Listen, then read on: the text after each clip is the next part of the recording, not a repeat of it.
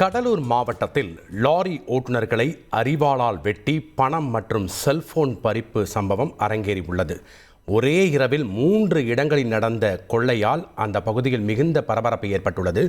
கூடுதல் விவரங்களை வழங்க இணைகிறார் செய்தியாளர் தேவநாதன். வணக்கம் தேவநாதன்.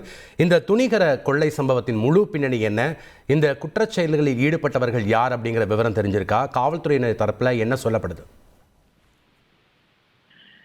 விழுப்புரத்திலிருந்து நாகப்பட்டினம் வரைக்கும் 4 வழி சாலை தற்போது முழுமையாக செயல்பாட்டுக்கு வந்திருக்கிற காரணத்தினால இந்த சாலையில அதிக அளவில் தற்போது வாகனங்கள் சென்று கொண்டிருக்கின்றன.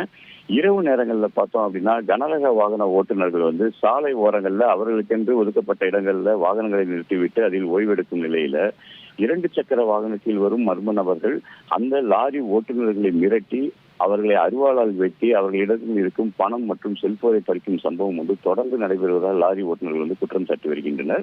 இந்த நிலையில பார்த்தோம் அப்படின்னா நேற்று இரவு மட்டுமே பார்த்தோம் அப்படின்னா எம்புதூர் மற்றும் ஆணையம்பேட்டை, பெரியப்பட்டு ஆகிய இடங்கள்ல சாலை ஓரம் நிறுத்தியிருந்த லாரி ஓட்டுநர்களை இதே போல தாக்கி அவர்களிடம் இருந்து பணம் மற்றும் அந்த செல்போன் பறிக்கப்பட்டிருக்கிறது. மேலும் செல்போனில் அவர்கள் அந்த ஜிபே என்ற ஆப் வைத்திருந்தால் அதோடைய பாஸ்வேர்டை கேட்டு அதிலிருந்தும் அவர்களிடமிருந்து பணம் பறிக்கப்படுவதாக குற்றச்சாட்டும் எழுந்திருக்கிறது.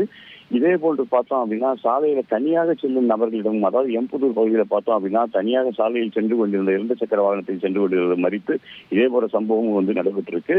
இந்த சம்பவங்கள் தொடரும் நிலையில லாரி ஓட்டுநர்கள் கடுமையான வேதனை அடைந்துள்ளார்கள். நேற்று நடைபெற்ற சம்பவத்தில் காயமடைந்தவர்கள் தற்போது கடலூர் அரசு மருத்துவமனையில் அனுமதிக்கப்பட்டிருக்கிறாங்க.